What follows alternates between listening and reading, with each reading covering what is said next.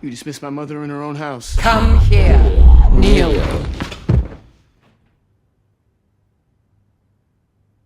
How dare you use the voice on me? Imagine diving into the vast world of Frank Herbert's Dune saga on the big screen takes some guts, right? Just ask David Lynch. He tried it back in the day, but it wasn't until 2021, nearly 6 decades after the first book hit shelves, that someone nailed it. That someone? Denis Villeneuve. The dude from Canada really captured the essence of the story in his mega movie, which got a ton of praise and stars galore. And guess what? The sequel, Dune Part 2, hit theaters, and it's crushed it, raking in over $710 million. Now, fans are all hyped up, clamoring for a third flick in the series. So what's the scoop? Stick with us, we'll spill all the beans. Plus, we'll dish on why Anya Taylor-Joy's character, who was shown for a few seconds, is a big deal, and how Paul Atreides is going to make some seriously shady moves. So is Dune 3 happening? Well, it's confirmed to be in development. Back in August 2023, Villeneuve hinted to Empire that he'd started scribbling away on a script for the third installment. But he's playing it cool, waiting to see how Part 2 pans out. It makes sense, right? Quality over rushing to meet release dates? That's his vibe.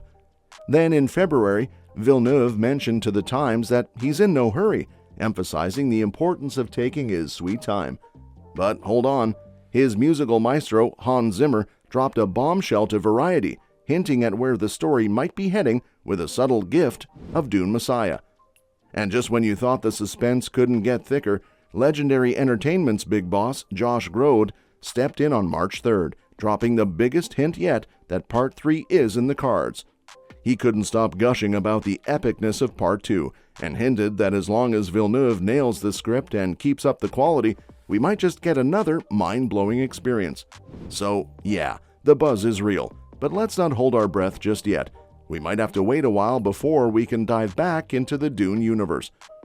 Now, what's the big idea? Villeneuve seems to have a clear vision for the Dune saga, envisioning it as a trilogy. He mentioned to Yahoo that he sees the third film being based on Dune Messiah.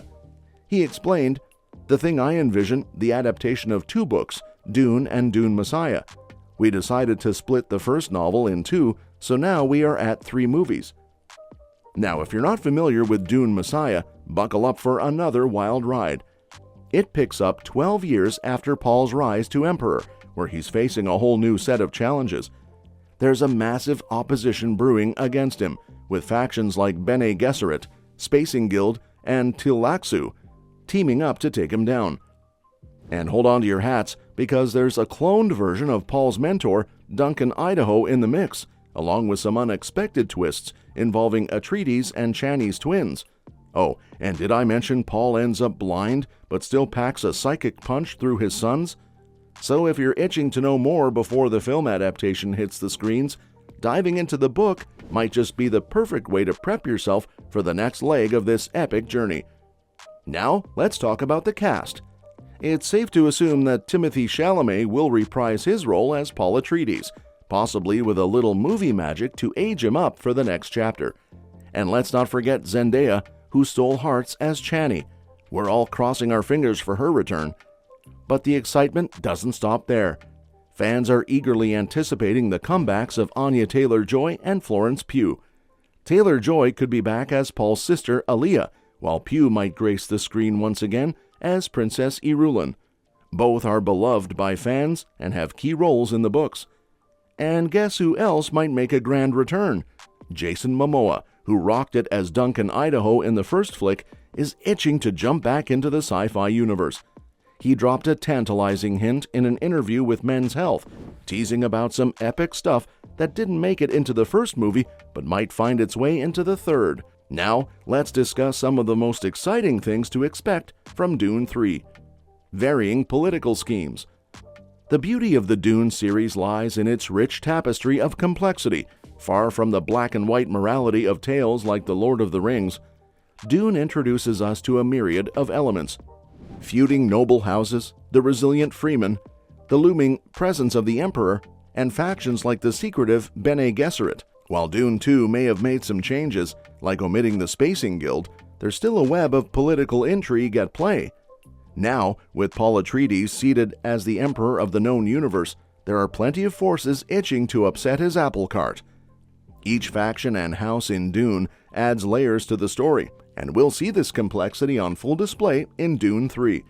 With Paul reigning supreme, there are those who won't be content to let him sit comfortably on the throne. Florence Pugh's Princess Irulan, seeking vengeance for her displaced father, and Reverend Mother Mohiam, appalled by Paul's genocidal actions between books, are just a couple of players in this power struggle. And let's not forget about newcomers like Scytale, who will add even more tension to the mix. The character of Anya Taylor-Joy. Dune 2 shook things up by almost sidelining Alia Atreides, a pivotal character from the books. In the novel, she's born as a wise beyond her years baby thanks to the Water of Life, and she even makes a shocking move by taking out Baron Vladimir Harkonnen at just 2 years old. But in the film, she stayed put in Lady Jessica's belly, sharing some mind-bending communication before birth. However, we did get a sneak peek at a grown-up Alia in a dream sequence, with Anya Taylor-Joy stepping into the role. Now, in Dune Messiah, Alia takes on a whole new significance as essentially the big bad, which means Taylor-Joy is about to step into the spotlight in a major way. With Timothée Chalamet leading the charge as the franchise star, it's likely Paul will still be our main focus. But make no mistake, Alia's going to have her moment to shine, and having a talent like Taylor-Joy on board just adds to the excitement. Paul Atreides' worst acts.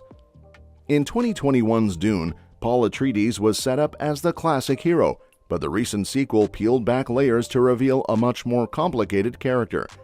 By the end of Dune 2, Paul's taken a drastic turn by declaring a holy war to solidify his rule over the known universe.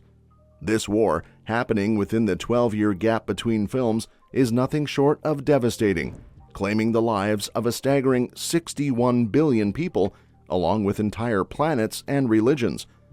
So heading into Dune 3, Paul Atreides is shaping up to be an incredibly complex protagonist. It's worth noting that even Frank Herbert, the author himself, felt readers misunderstood Paul as a straightforward hero. In response, he penned Dune Messiah to shed light on Paul's true nature as more of an anti-hero or even a villain. With Dune 3, we should expect Paul to delve even deeper into this morally gray territory, likely committing some of the darkest acts of his life. The end of Paul Atreides' arc. It seems the Dune universe is poised for further exploration, especially with the HBO series Dune Prophecy on the horizon. Warner Brothers likely won't be pumping the brakes on delving into Frank Herbert's world anytime soon. However, when it comes to Denis Villeneuve's directorial arc, he's sticking to a trilogy. Villeneuve plans to cover material from 2 out of the 6 direct novels by Herbert, concluding with Dune Messiah as the endpoint of Paul's journey. It's a poignant note to wrap things up on, but as we know, endings can pack quite a punch on the big screen.